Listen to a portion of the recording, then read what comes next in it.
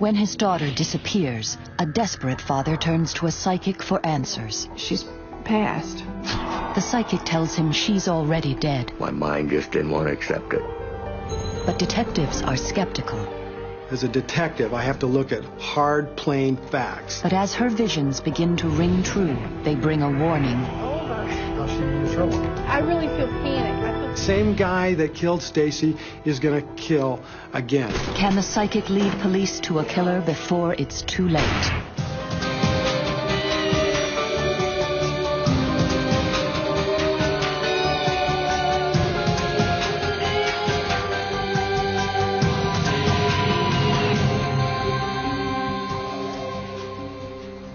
July 22nd, 1992.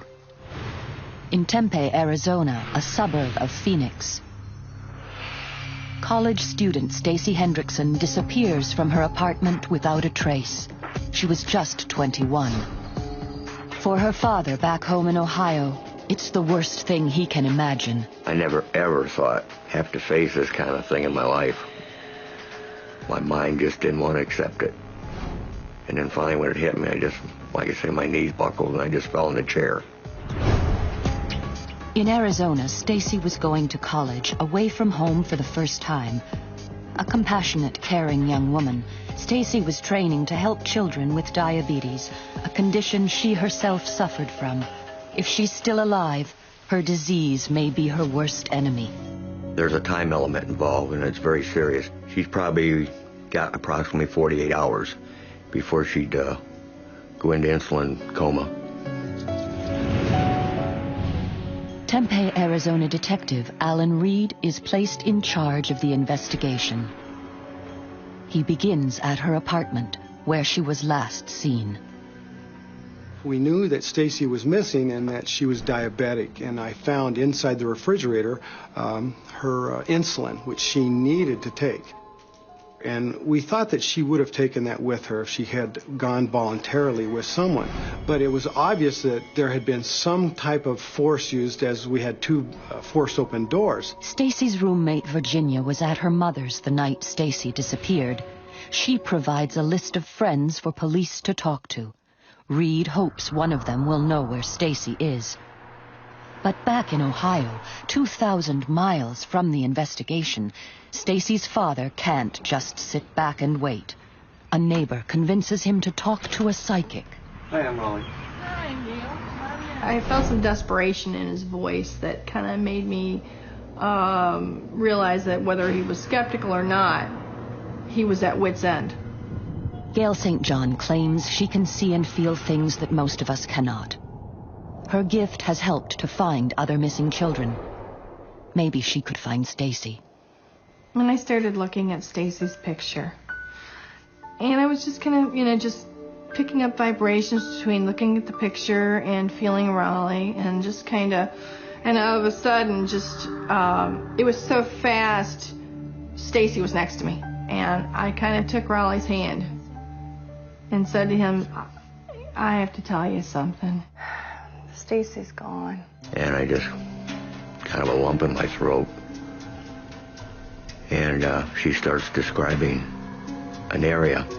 I'm seeing this building that's saying that there's a small building about probably 12 by 14. And she said there's water real close by. What does it all mean? Could Stacy be showing Gail where to find her body? Then I looked down, straight down, and the dirt was cracked. And I had never seen anything like this before. She was like in her own little world, but if she wasn't in no trance, she just basically was walking around the room and just talking. I started thinking that she's actually right there. But Gail St. John is picking up more than just visions. Along with voice and showing me pictures, that she was impressing with feelings. It was almost a like rope or something around the wrist, and it really felt that hot burning when it went into me. I actually saw everything just go black around me. Gail believes Stacy was murdered, bound and shot in the back of the head.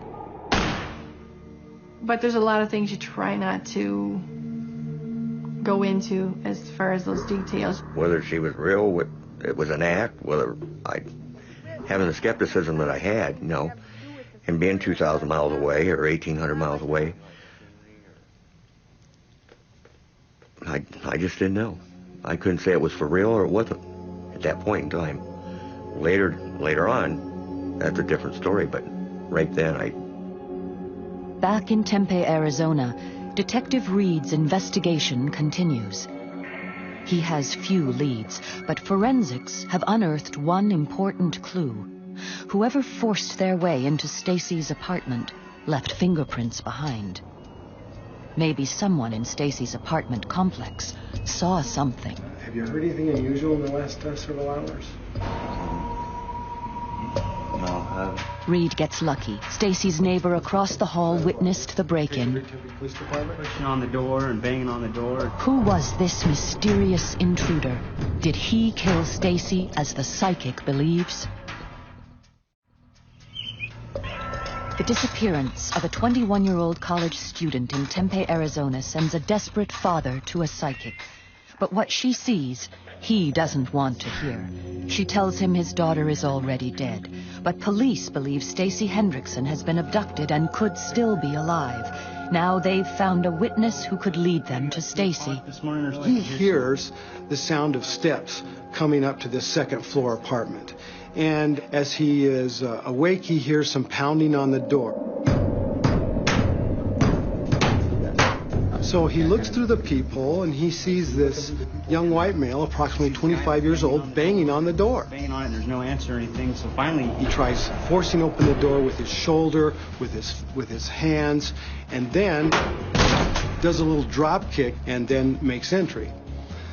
What concerned me is the neighbor doesn't call the police. Told me that it was his opinion that this was a boyfriend-girlfriend dispute. He didn't want to get involved. He told me that the person that entered was a white male, clean-cut looking, and was wearing a very distinctive black T-shirt. And he said that this had on it a skull.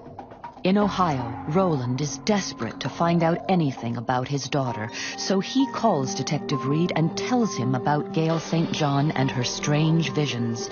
At first, his request falls upon deaf ears. I considered psychics and stuff that they did, the word I use is mumbo jumbo. As a cop, I have to look at hard, plain facts. And so, as a courtesy, and it was a courtesy to Raleigh, we contacted Gail St. John. Would this be the phone call that would change the course of Detective Reed's investigation? I was so busy, and I was so not wanting to waste my time. I gave Gail's number to a partner that was working this case with me. I asked him to call. I kind of felt the skepticism. Gail tells Reed's partner where they'll find Stacy's body. She describes palm trees to the south, a chain-link fence, cracked dirt, a small corrugated shed with a slanted roof. And then she tells the detective something she hasn't told Roland. Gail believes Stacy was murdered, shot in the back of the head. When I first told him that you're dealing with a murder rather than an abduction, he was kind of hesitant. But Detective Reed is not about to turn his missing persons investigation into a homicide based on the word of someone who claims to talk to dead people. The information she had given to us was useless. It didn't lead us anywhere. We couldn't put that information out on a police radio or even begin to look anywhere. And at this point, we don't even have a body. We don't even have a victim. You know, there is really no convincing someone that you're right or you're wrong. You have to let things fall into place. If I tell you something and then later it happens, then it fell into place. Now you understand, you believe. 2 days later, after the call, something does happen. Something that will change Reed's skepticism forever. A city worker finds a body in a dumpster next to the Tempe Canal. This was just another routine, if you will, death call for me. But as I drove down that canal road, I start to remember, all right, now, Gail said it was near water. Well, the canal's full of water. I get out of my police car and I see palm trees to the south.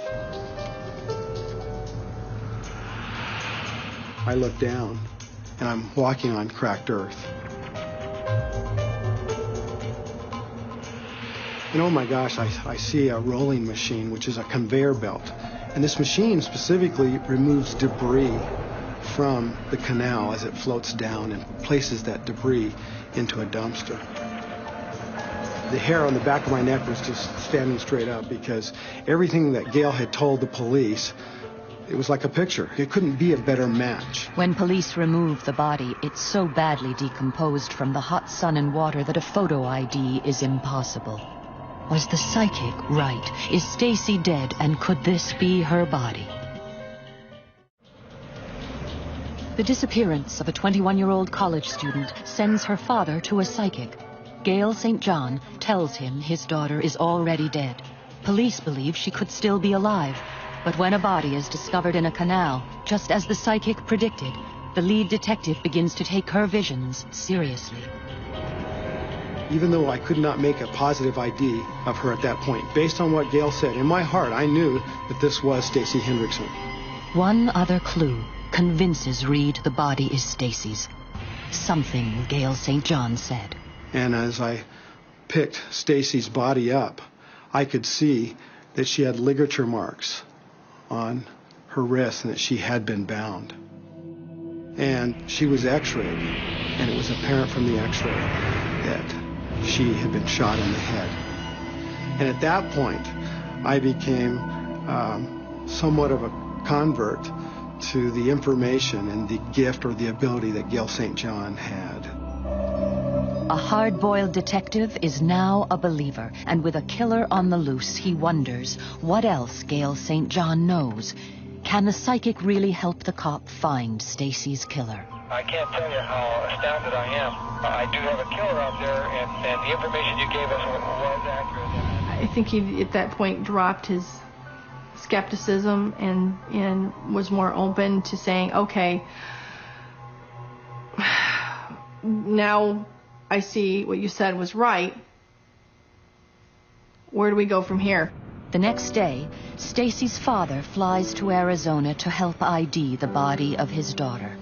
He has yet to see how accurate Gail was. I was hoping it wasn't Stacy. That's what my guts was saying. Still waiting for dental records to make a positive ID, Detective Reed shows Roland 3 earrings that he recovered from the body. I had bought her 3 diamond studs, and they graduated from small to a medium to a little bit bigger. And she was minus an ear on the one side, but this ear had these 3 diamonds in it. And that was a very identifying thing to me. Detective Reed takes Roland to the bleak spot where his daughter was found.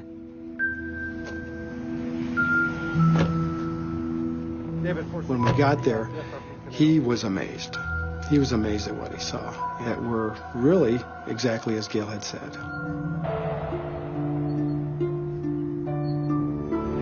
I drill on that constantly. To have to come and find your daughter or your son in a situation like this where they wind up basically, dumped in a dumpster like garbage. It's pretty hard to take. It just...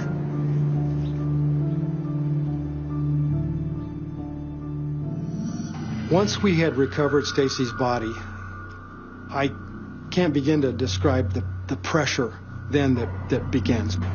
Just as Gail St. John predicted, Detective Reed has a homicide on his hands. Reed now follows up on dozens of leads, but none lead to a suspect. The psychic was right about where Stacy's body would be found and the terrible way in which she died.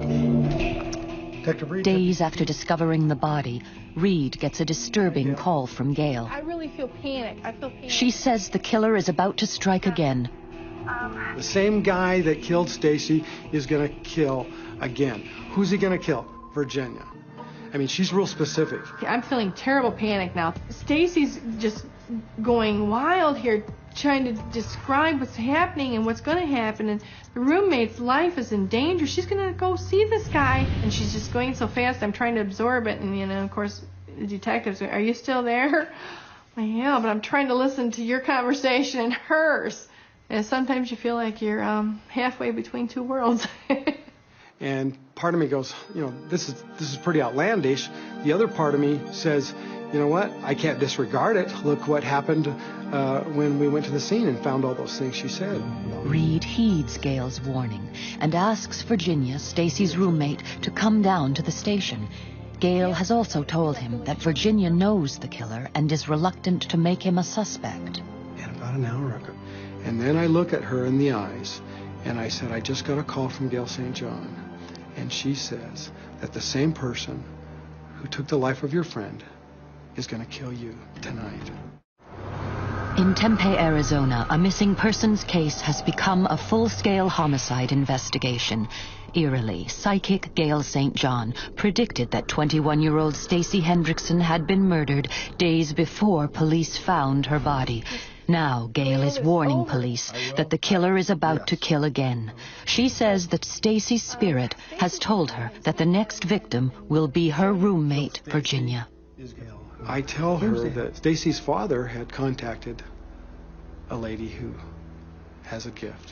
And as I'm talking to Virginia, I'm placing the Polaroids in front of her. And then I look at her in the eyes, and I said, I just got a call from Gail St. John. And she says that the same person who took the life of your friend is going to kill you tonight. And when I said those words, the blood drained out of her face. She turned white, and she teared up. And I'll never forget, she immediately said to me, check out John, check out John. John Adams is a 26-year-old manager of a local fast food restaurant. Adams met both Stacy and her roommate just a few weeks before Stacy was killed. Incredibly, Virginia has a date with him that very night. With no time to lose, Reed tracks down Adams at his workplace. If Gail is right, this man's prints should match the set left on Stacy's door. He was very cordial, and he was very cooperative. He told me that he knew Stacy. He told me that he was dating Virginia. I saw no sign of emotion from him. I asked him if he could assist me in the investigation by allowing me to take his photograph and also to take a sample of his fingerprints. The prints turn out to be a perfect match, but that's not enough to charge Adams. There's no murder weapon, and nothing as yet that links him to the shooting. And Gail St. John she's done her job, and it's now my job to build a factual case of things that people understand in court that I can use to put him away. Reed's hard work finally pays off. Adams does own a skull t-shirt that matches the one the neighbor saw the man banging on Stacy's door wearing. Not only that, but it turns out that Adams had recently bought a gun, the same caliber as the murder weapon. Armed with the new evidence, Reed pulls Adams in for questioning. Once again, Gail St. John's eerie predictions are confirmed. So everything is now just adding up. Everything points to John Adams. And I need to convince him to make this right, to tell the truth. We began the interview and talking about, really, John. In the back of my mind is a warning that I received from Gail St. John. And she has told me I need to be very careful with him.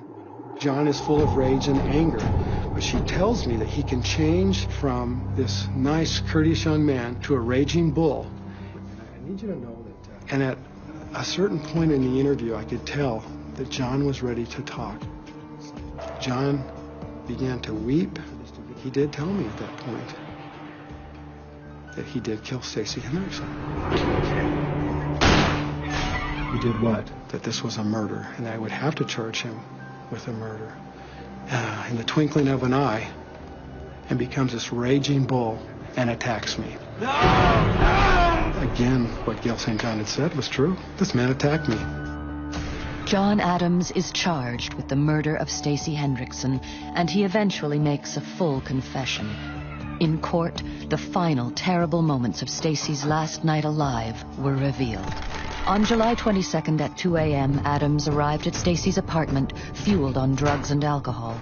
He banged on the door, kicked it in, and chased Stacy into the bedroom. There he shot her in the back of the head, her pillow muffling the sound of the bullet and the bedsheets catching the spray of blood. Adams then wrapped her body in the blood-stained sheets and dumped the evidence in the Tempe Canal.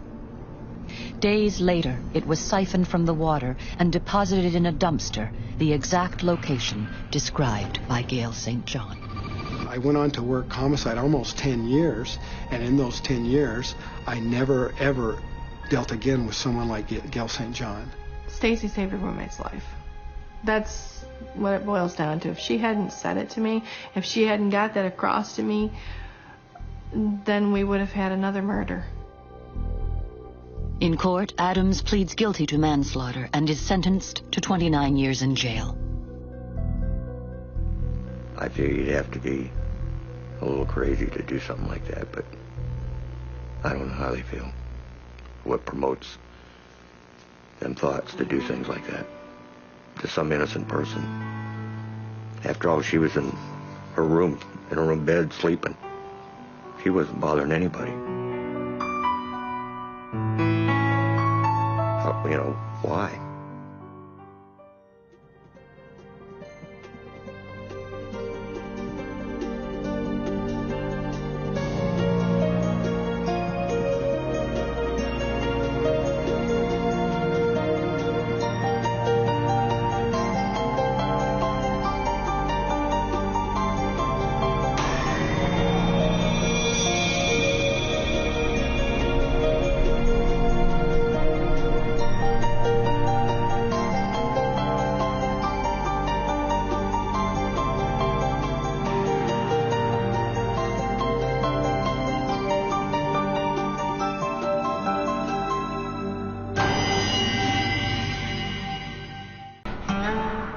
In southern Louisiana, someone is killing the elderly.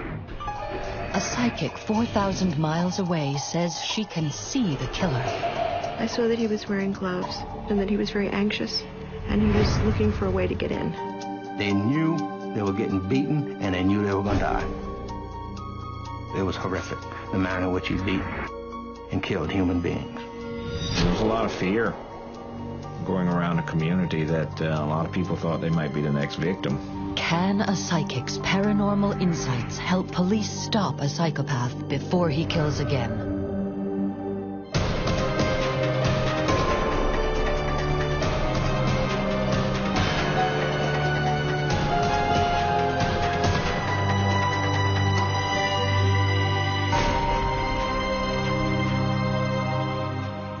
Ascension Parish, a small slice of Cajun country deep in southern Louisiana.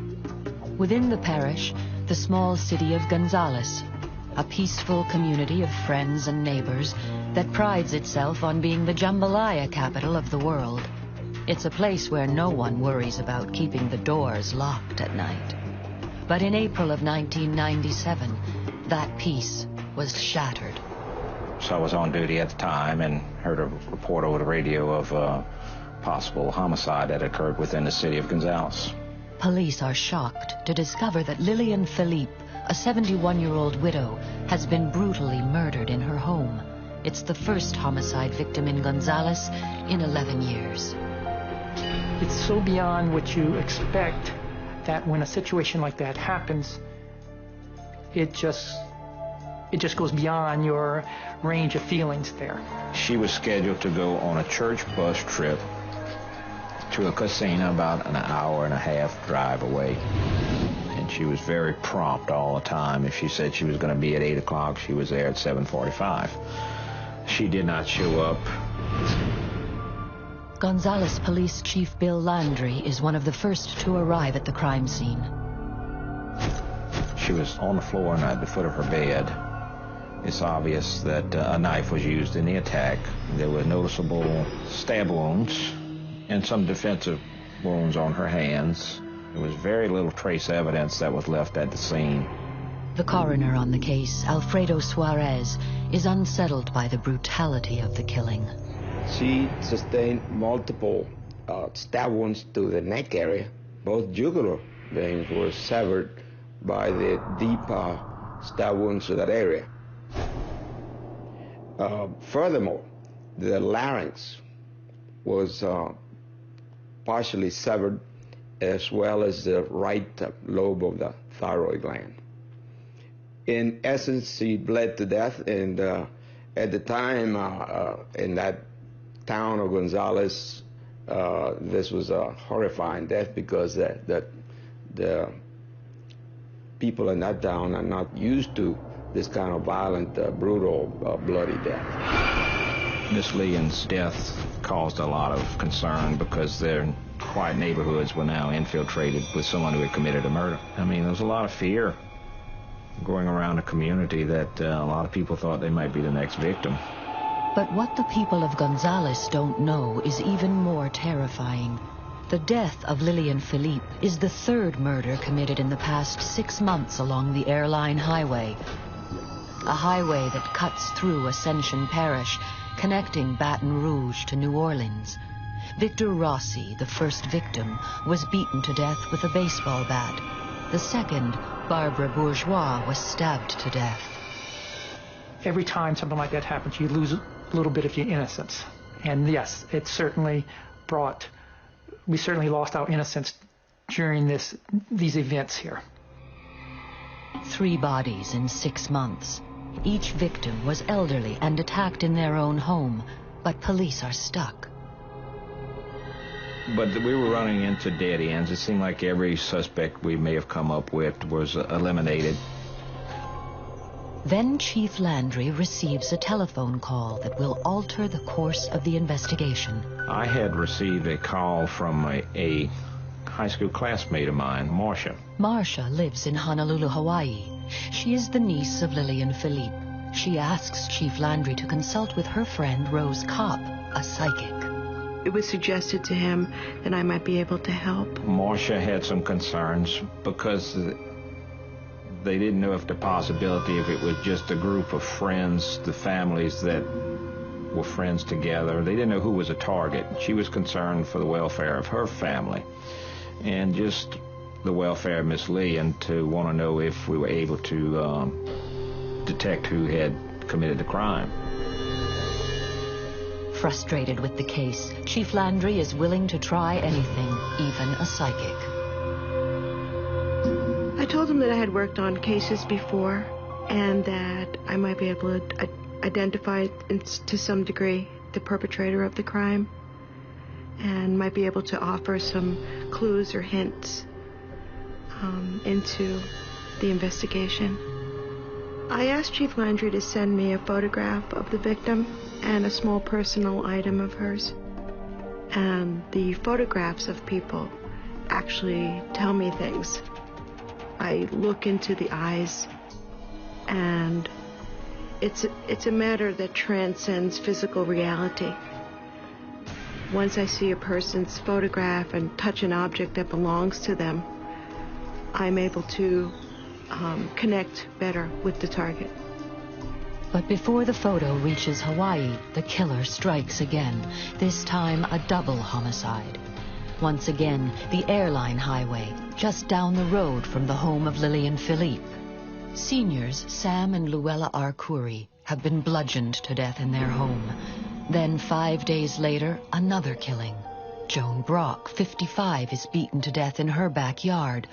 All signs point to a serial killer stalking the most helpless citizens of Ascension Parish. Although the body count is rising fast, police have very little information. The crime scene reveals nothing. No fingerprints, no DNA. In Honolulu, Rose Kopp is already on the case. Like a shaman or a medicine man, Rose enters a trance where she claims to be able to travel to the scene of the crime. Shamanic journey is a trance that's induced by repetitive sound.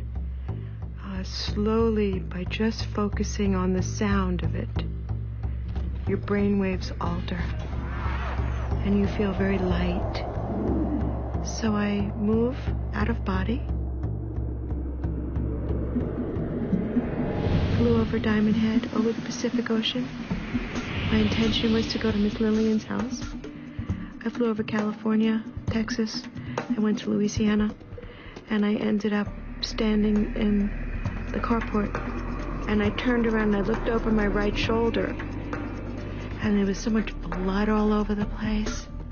What Rose Kopp sees is shocking, but is it enough to find Lillian Philippe's killer? It's 1997, and the sleepy southern town of Gonzales, Louisiana, has been rocked by the brutal murder of 71-year-old widow Lillian Philippe. It just goes beyond your range of feeling. Gonzales Police Chief Bill Landry has connected the killing to 5 others in the area. I mean, there was a lot of fear going around a community that a lot of people thought they might be the next victim. And you had to really keep everybody happy and make sure that they saw patrol cars and they saw officers around. And so it was the assurance that we had to give as a law enforcement community, had to give the public to know that they could still be safe in a community that was stricken with a serial murderer. Police have few clues, but Chief Landry has made a connection of the most unusual kind. Rose Kopp, a psychic thousands of miles away in Hawaii, claims to be able to see the killer. I saw that he was wearing gloves, and his hands were in fists, and so I got the kinesthetic impression that he was very anxious, and he was looking for a way to get in. Gloves would explain the lack of fingerprints found at the crime scene. I saw him as a Caucasian male, and about 5'9", and he had brown hair. He was very strong. So he went around to the side of the house, and I saw him move a wrought iron chair from the porch area and move that on top of the air conditioning vent and then stand up on it. And then it stopped. My vision stopped. And the first thing she told me was that he placed a chair on top of an air-conditioned unit and actually climbed onto the roof of the home. Chief Landry is stunned by what Rose tells him. There is no way she could have known about that chair. Entrance was apparently gained through a vent through the roof of the house, and then ultimately entered the residence through attic stairs.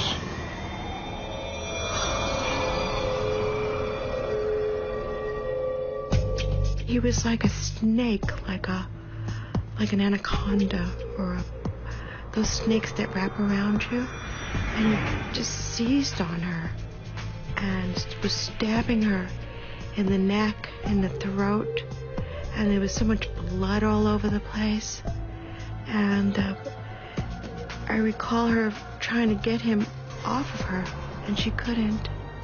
He was too wiry and strong. She couldn't get him off her. And I just saw all the blood all over the pillow and on the bed. Somehow Rose Kopp has seen details of the crime scene known only to police. With the pressure mounting, local authorities team up, creating a joint task force to oversee the investigation.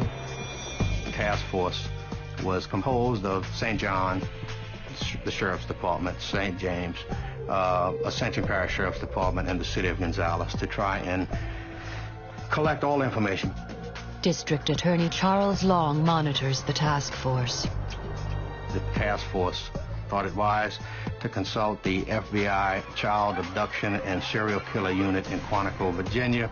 After the FBI profiling was done, it was learned that all of the crimes, both in St. John, St. James, and Ascension, and City of Gonzales, were probably done by a single killer.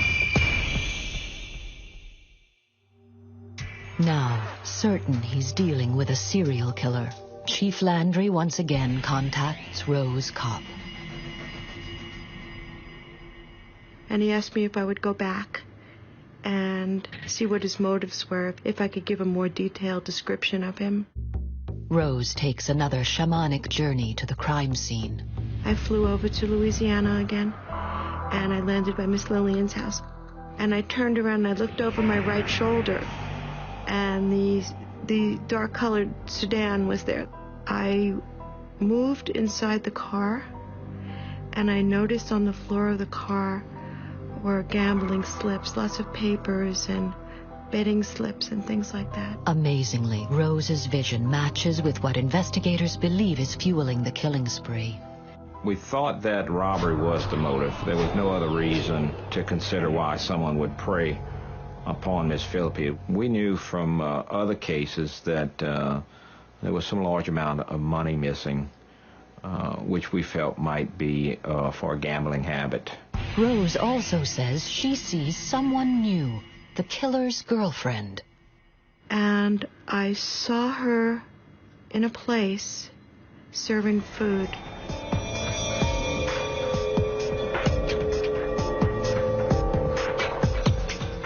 So I realized she was a waitress, so I looked to see her name tag. And I wasn't sure if it was Brandy or Cindy or Candy. And then I wanted to know where the restaurant was where she worked. So I looked out the window. I'm invisible all this time, Mom. And I looked out the window, and I saw a fairly large building. And I smelled blood. And then suddenly I saw a severed cow's head. And it shocked me so badly that I came back immediately into my body. I was back in my living room. I don't even recall traveling back. It's a bizarre psychic vision that transcends space and time, but it makes sense to Chief Landry. Right off the top of my head, I knew exactly what she was talking about. It was a slaughterhouse. It was a regional slaughterhouse for cattle. And they had a big cow that stood up on top of a sign.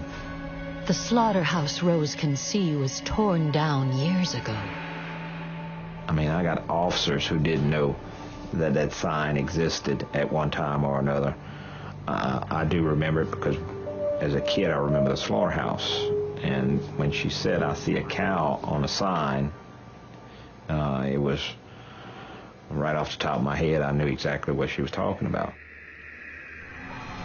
But it's the psychic's final vision that will blow the case wide open. And then I saw an old woman's hand, and I knew it was an old woman's hand because it was veiny and the skin, the knuckles were wrinkly. And she wrote, "River Rat." River Rat. What could it mean? And how is it connected to the case? River rat is a term that we would use for people who live along the Mississippi River corridor. Or when you get into different sections of South Louisiana, the slang, the accent is a little different, and you're able to tell where people are from based on their accent. Chief Landry may know what a river rat is, but what he doesn't know is what it means for the case. That is, until the killer strikes again. There was a couple that was attacked outside our jurisdiction. Around the July 4th weekend, the suspect entered the home through a utility room window, armed himself with a weapon of opportunity inside the home, shot the female in the facial area, and shot the husband in the chest area. The elderly couple barely survived the attack, but their description of their assailant is what shocks Chief Landry. And they asked Miss Joyce if she had any description of the suspect, and she wrote on a piece of paper, "River Rat." Gonzales police now know they are hunting for a river rat, but can they catch him before he strikes again? There was something going on besides robbery. He woke them up in the middle of the night. They knew they were getting beaten, and they knew they were going to die.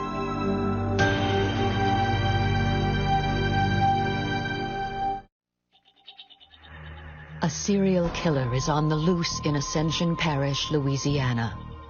6 elderly victims have been murdered, including 71-year-old Lillian Philippe. Though police believe robbery is the motive, they're disturbed by the viciousness of the attacks. You've got your whole community in fear of who's next. When you go into somebody's house, that's Man's house is his castle. And when you're robbing the castle and killing the king and the queen, you got a problem. From the sheriff's department's point of view, from the district attorney's point of view, trying to prosecute somebody and bring them to justice and trying to calm the community. So I would say in my years of 15 years as a prosecutor, that was some of the worst. You know, we've had some other disputes, but nothing of this magnitude. Gonzales Police Chief Bill Landry is working on the case alongside psychic Rose Kopp. And then I saw an old woman's hand, and she wrote, River Rat. The latest victim has survived the killer's assault. She gives police a physical description of her attacker and also describes him as a river rat, slang for people who live along the Mississippi corridor. Now, using the FBI profile and the victim's description, police create a composite of the suspect and release it to the public. Again, Chief Landry is struck by the accuracy of the psychic's visions. The description Rose had given me was very, very close in the physical features to the composite we ultimately got. Only 5 days after the composite is released, there's a major break in the case. There was someone who came forward to say, look, I know this guy. He's been spending a lot of money in a casino. The witness identifies a resident of Gonzales, a man named Daniel Blank.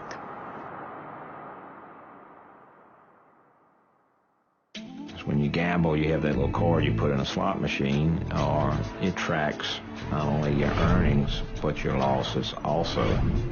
It tells you how much you spent as compared to how much you've actually won. And they gathered substantial information about, $80,000, $100,000 worth of gambling that he was doing at all of these casinos.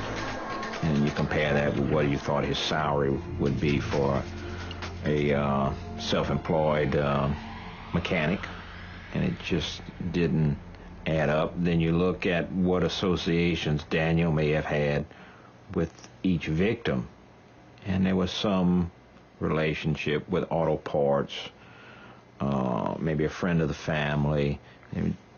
Everything just started really funneling right toward Daniel Blank. Police go looking for Daniel Blank at his last known address. Task force decided that, well, we're going to pick him up for questioning. He's got some, we checked on his earnings and his losses at the casino. He's going to have to show us some paperwork as to where these finances came from. We began looking for him and learned that he had ultimately just recently had moved to Onalaska, Texas.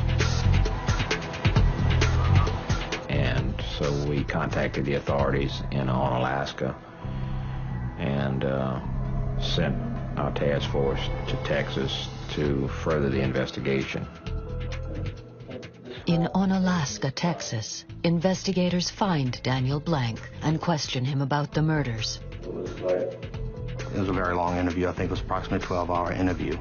And when he finally began to confess, of course, they went through each one of the crimes that were committed in detail, like a separate mini interview within the 12-hour interview. And that's when I hit her with it. With what? With the thing, whatever it was, I had in my hand. During his interrogation, Daniel Blank admits to all 6 murders, including that of Lillian Philippe. Police also pick up the mysterious Cindy from Rose's visions. We discovered Cindy and learned that Cindy was actually Daniel Blank's girlfriend. And Cindy was the one Rose saw in the waitress outfit. Cindy worked at a little cafe.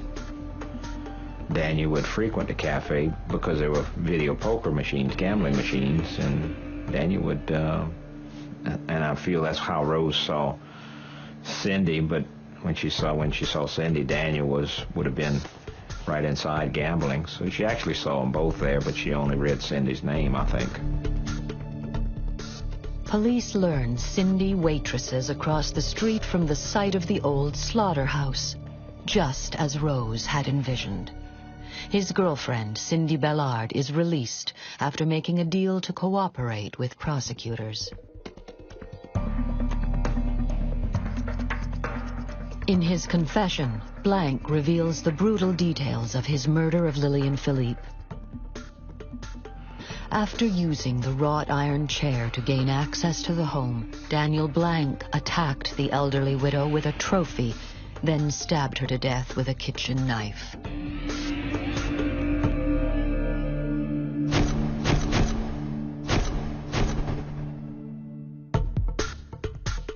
Daniel Blank, in his confession, indicated he stole approximately $100 from Miss Lillian Philippe's house. My conclusion was there was something going on besides robbery in the manner in which he beat people. He woke them up in the middle of the night, first of all. If you look at it, they knew they were getting beaten and they knew they were going to die. And for some reason, I feel he wanted them to know that they were going to get beaten to death. Because other than that, you could have just simply went in, stole what you wanted and leave out, or there were more humane ways. If you're going to kill somebody, there are more humane ways than to beat them with a baseball bat, beat them with a trophy, slice them with a knife, beat them with a briar hook, chop them up, or whatever he was trying to do. 2 years after the crime, on September 2nd, 1999, a jury finds Daniel Blank guilty of the first-degree murder of Lillian Philippe. He is sentenced to death. The main factor to me was that he was taken off the streets. He was not going to harm anyone else, so that was satisfaction.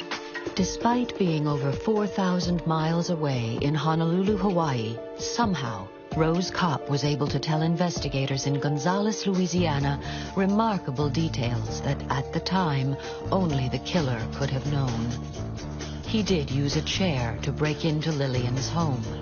His girlfriend was a waitress named Cindy, and his appearance matches Rose's physical description of the killer.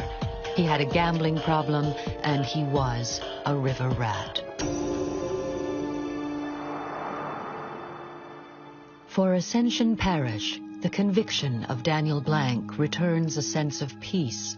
For the family of Lillian Philippe, it means justice. And for Rose Kopp, it means vindication for the psychic powers even she finds inexplicable. I'm surprised, happy, exhilarated, satisfied. I love catching bad guys. Not to say that Rose had everything signed, sealed, and delivered, but I think Rose's journeys did aid us to ultimately get the right guy.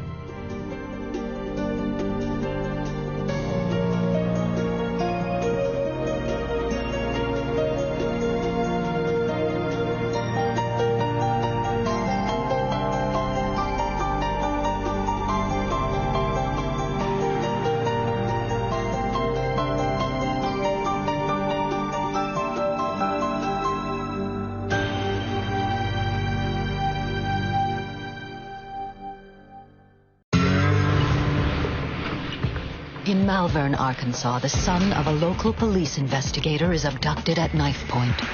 I thought that somebody that I had either arrested or busted was getting back at me in some way. But a massive manhunt fails to find him. The first 24 hours are crucial because the longer it goes, the consequences are always worse. His parents, desperate to save their son, ask a psychic for help. She would keep assuring me that he was alive. Can the psychic help to find Tyson before it's too late? He was going to kill Tyson.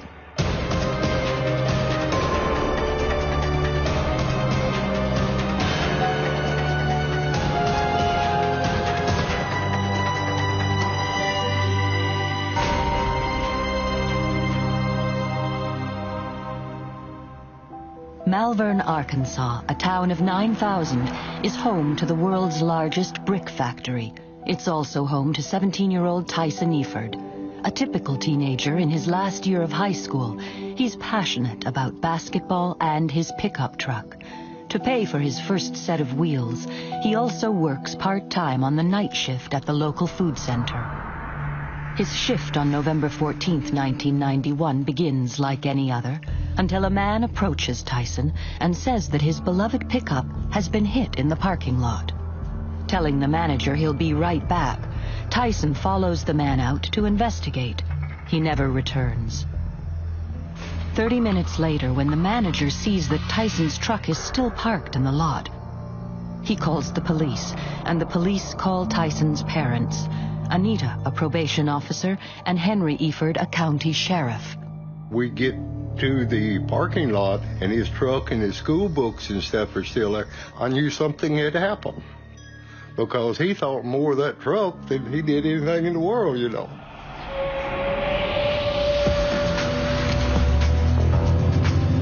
The next morning, Malvern wakes up to one of the largest manhunts in Arkansas history. All law enforcement in Hot Spring County, Malvern, the city, the county, the state, everybody was out looking for him. Chuck Hefner is the lead investigator for the Arkansas State Police. When you have a father, no matter where he works, involved, you have to keep some distance. We did not cut him out because it's his family. He wants to be involved, and he's a police officer. But the investigation has few leads, except for the night manager's sketchy description of the man he saw with Tyson, and another witness who saw a scuffle in the parking lot. The Efords' only son has simply vanished. They were hunting, they were looking, and I couldn't get no feedback. No feedback. None. It's just like somebody had come in and taken him off the earth. 2 days pass, and police fail to uncover a single new clue. His abduction is a complete mystery. I think even the police even thought that there would be a ransom call in, but there wasn't. I didn't feel like it would ever be a ransom. I felt like that it was revenge against me. In fact, deep down, I just knew that I would find him dead. You'll always look for a child that's alive. That's what you're looking for. You hope you don't find the other, but that's not what you're looking for until there is some evidence to point you in that direction. And we didn't have anything to point us in that direction, so we were still looking for Tyson to be alive somewhere. Just bring my son home, or tell me where I can go get him anywhere, anything that you want. But with no evidence, the odds of finding Tyson alive are fading by the hour. At that point, the parent was more than police officer. I would have done anything, to get my son back. I love him. He is our only son. Then, out of desperation, Anita Eford's brother makes a suggestion. I love him. And I said, who's Carol Payton? He said, she's a psychic in Little Rock. He said, I've used her a couple of times. And I said, yes. I said, you do whatever you need to do. Get her down here. And I said, yes, of course, I'll help.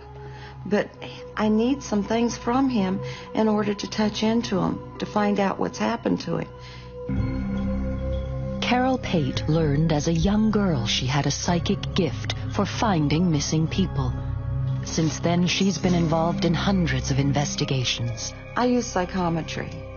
That is touching a photograph of an individual or of a place, or handwriting and ink, touching that. And it's like tuning in a radio station. I see what they see. I feel what they feel. I think what they're thinking primarily. 3 days after Tyson's disappearance, Carol Pate drives from Little Rock to Malvern to meet the Efords. She wanted something of his that was personal, that no one else had worn or touched or really anything. And I said, well, I've got a shoe. And she said, yes, I can focus in on him. Do you have a recent picture of him?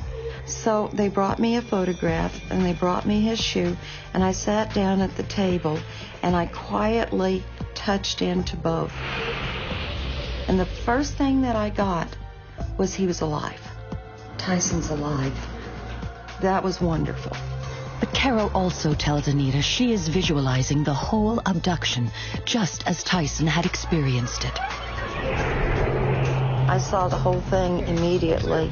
I saw the men, I saw the man in camouflage, I saw the truck. It happened very quickly. Now Carol asks Anita to take her to the crime scene. I got in touch with Henry, and I told him that I had Carol with me, and we met him at the parking lot. Henry Eford's conscience is torn. As a cop, he deals in hard evidence. As a father, he's willing to try anything. I get Tyson coming out of the front of the store at the parking lot. I got a better visual of the abductors. I got a better visual of the way they went out and how they grabbed him and how they forced him into the truck. There's a man that grabs him, the man that told him that the truck had been hit. He throws him inside the truck. I call myself a halfway decent investigator. I'm getting information that nobody else had ever got. We didn't even know which direction he had went in, other than he'd went out the back of the parking lot. They drive. They went that way, right out through the back, and to the left. Will the psychic's visions turn out to be true and help Tyson's family find him before it's too late? In Malvern, Arkansas, a massive search has failed to find 17-year-old kidnap victim Tyson Eford. After 2 frustrating days of no leads, his parents ask psychic Carol Pate to help them find their son. At the crime scene, the parking lot of a local grocery store, Carol has a vision that Tyson is still alive. She claims she can even see where his abductors have taken him. They went that way, and they turned left. She said something to me about, "I'll see a ridge." And I thought maybe she was talking about a mountain or a ridge or hill or something. And she said, "No, it's a road." And I said, "There's a ridge road." Yes, that's it, Ridge Road. They took him down Ridge Road. They don't live far from Ridge Road. They took him to a house. Tyson's father, a county sheriff, asks Carol to lead him to the location where she believes his son is being held. And it was like I was following a trail of energy. And I started getting the details on the house. The house was small, white. It didn't look like a house. It looked different. And she carried me straight down. We hit the end of the blacktop and went into the gravel. The energy stopped. And I couldn't tell which way to go. And she told me, she said, "I've lost it." But it was like there was a wall there, and I couldn't go any farther. And we weren't supposed to go any farther. Despite Carol's frustrating psychic dead end, Henry and Anita are convinced she holds the key to finding their boy. This was the first information that we had gotten. Nobody was coming up with anything. And then me talking with Carol, I was feeding that information to them. So anything that he would give us, we would look into, because he knew the area well. One promising lead is Carol's description of where Tyson is being held, a simple white house or a hunting trailer, popular in this rural area. He had told us that she could see him in a building like a deer camp. That focused all of the investigation on buildings and deer camps and stuff. We searched deer camps in Clark County, Hot Spring County, Dallas County. In other words, what she was telling me, the whole investigation was in a roundabout way of swinging to what she had said, because we had no other leads. But even though Henry is a respected local cop, not everyone involved in the investigation is happy that the Efords have asked a psychic for help. None of the police would work with me any way, shape, or form. I had to work directly with the Efords. That was the only way. And we had some of the officers, one officer, elected officer, that said it was the work of the devil. Well, that's his belief. But I'm an investigator. I take anything that I can get a hold of to try to get to the bottom of the case. The Efords and Carol Pate agree to keep in constant contact. Carol will try to connect psychically with Tyson every day and report what she sees or senses. I checked on Tyson every single day. I was in contact with the parents every single day. I would give them information that I was seeing, and I knew he wasn't far from where I lost the energy trail. I wanted to believe that he was still alive and that we would find him. She would keep assuring me that he was alive. The psychic is sure Tyson is not dead, although some of her visions are deeply disturbing. He was very frightened. I knew that he was being abused. She talked about Russian roulette, where they hold a gun to your head and pull the trigger, and that they were doing that to Tyson, but she said he's still alive. I felt the gun against my head, or Tyson's head. It was a bizarre feeling. According to Carol's dark, disturbing visions, there are two men who abducted Tyson. One wears cowboy boots and a unique belt buckle, but he disappears from her psychic view. The other man is always there, always has a gun in his hand, and never takes his eyes off Tyson. But there are some visions that Carol does not dare tell the parents. The man raped Tyson on several occasions. There was a lot of brutality. There was a lot of... 5 days have passed since Tyson disappeared without a trace. Apart from the psychic's visions, there are still no new clues. I was just wore completely out. I was done to the point that I couldn't think straight. I was to the point that I had to have closure somewhere because I figured Tyson was dead. He kept saying, you know, you got to, be prepared for this. You got to be prepared. And I said, I'm not going to be prepared for it. He's still alive. And I said, we got to find him. And then, suddenly, the psychic's visions turned even darker. There was a total shift, and I knew that Tyson had maybe 24 hours, that this man was going to do something. I remember her calling and saying that, we've got to find him because... She said something about a grave. In Carol's vision, Tyson is dragged from the house, taken to a field, shown 3 graves, and forced to kneel down in one of them. Then the man points a gun at his head. It was very strong, very powerful, and I was very afraid for him. That night, Carol holds a psychic vigil. A powerful psychic tool she believes could stop Tyson Eford from being killed.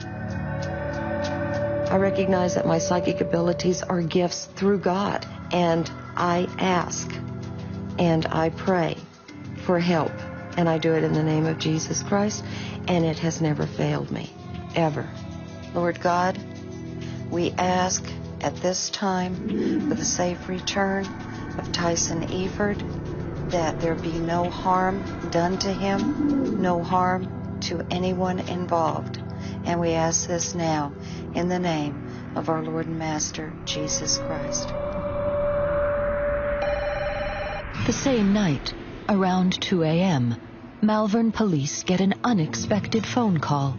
The Efords' prayers are answered. I said, my name's Tyson Eford. I've been released.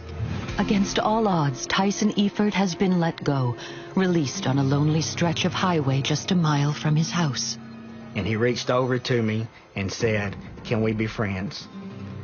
Of course, I shook his hand to get out of the situation I was in. And I ran as fast as I could to the nearest house. I didn't even stop in the road. I just went straight through the yard and went right up to the porch. And then when I saw Tyson, I got out of the car. And so he grabbed Tyson, and I grabbed him. And, of course, I was crying and all upset, and I had my baby back. Tyson's parents take him directly to the hospital. On the way, he talks about his abduction, a story that is both horrifying and chillingly familiar. After I get Tyson in the unit, he and Nita was in the back seat. And he went and told me, he said, "Daddy, he raped me."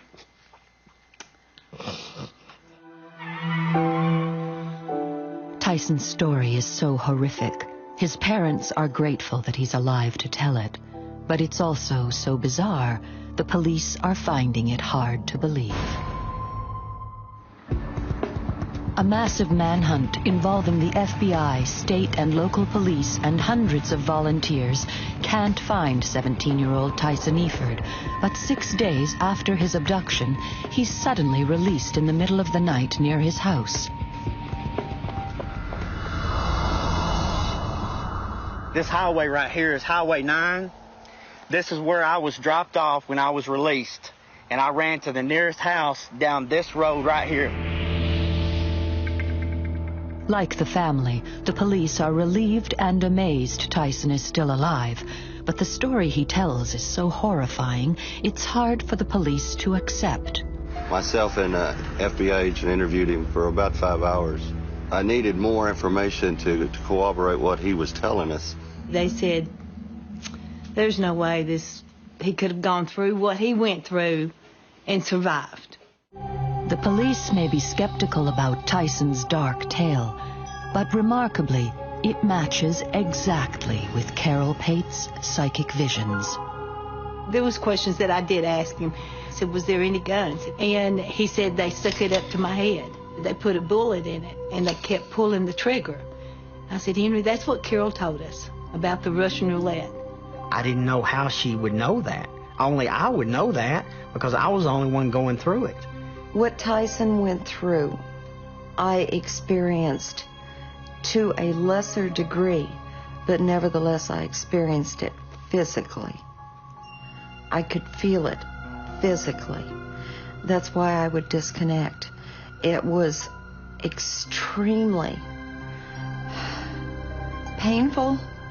And then I asked him, I said, did one of them wear cowboy boots? And he said, yeah, Kevin Scott wore boots. And from the way I understood, she was seeing this through Tyson's eyes. I saw the man in camouflage. I saw the belt buckle. But Tyson, I think being the son of police officers, took notice of everything around him. To confirm Tyson's story and bring the kidnappers to justice, the police need to find the men fast. Tyson gives them a lead, a name he saw on a letter in the house where he was held. Within hours, 35-year-old Carl Meany is arrested. The psychic predicted that Carl Meany's house where Tyson was held was close to Ridge Road. In fact, it was a mere 500 yards.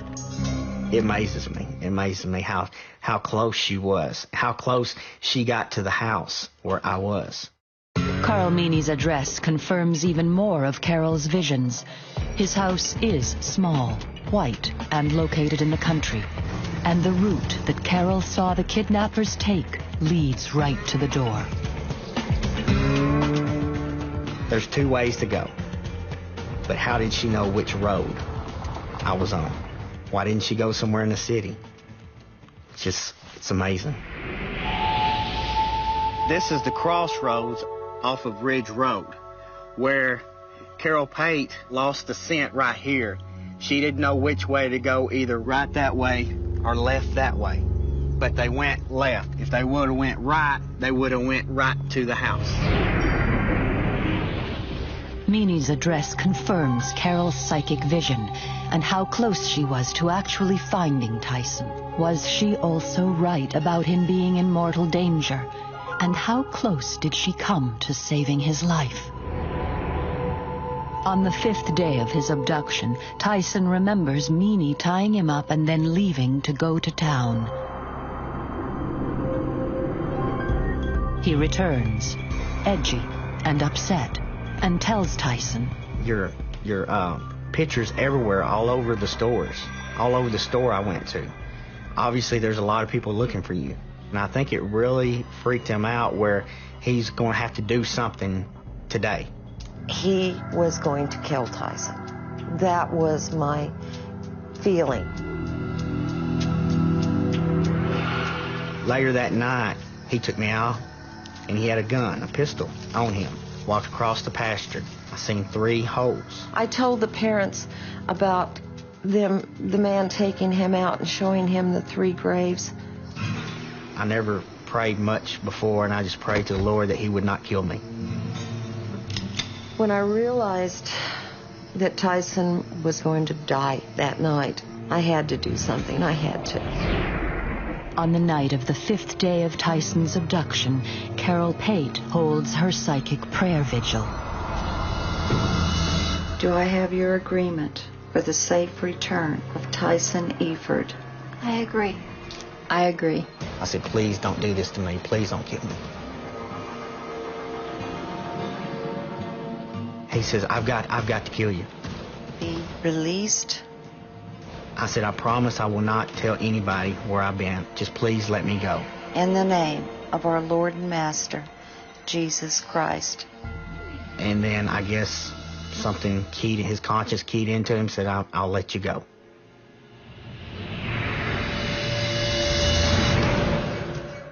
We're on the road right in front of Carl Meany's house, where that night before he let me go, he took me across to a pasture out there where 3 holes were dug. I think he had every intentions to kill me, and I think something triggered in him where the Lord spoke to him and told him not to do this. What did make Carl Meany decide to spare Tyson and let him go? Whatever the truth, the Eford family believes it was the psychic's prayer circle. And by Carol having the prayer circle, that's talking to God. I believe that that's what got him back to us safe. Yes, the good Lord was looking over. Because those people were crazy enough to kill him. I ask and I pray for help, and I do it in the name of Jesus Christ, and it has never failed me. Tyson and his parents are amazed at the uncanny accuracy of Carol's psychic visions, but the police remain skeptical of Tyson's story until they get another bizarre surprise. The second kidnapper, Kevin Scott, turns himself in. And then Scott, whenever he turned state evidence, it backed everything Tyson said. It was a bizarre setup by Carl Meany to use not only Tyson, but to use his own friend as part of his ploy. Finally, Tyson's story of his abduction is fully confirmed. It was Scott who grabbed him at knife point in the parking lot while Meany drove. He was taken to a small white house in the country where the men played Russian roulette.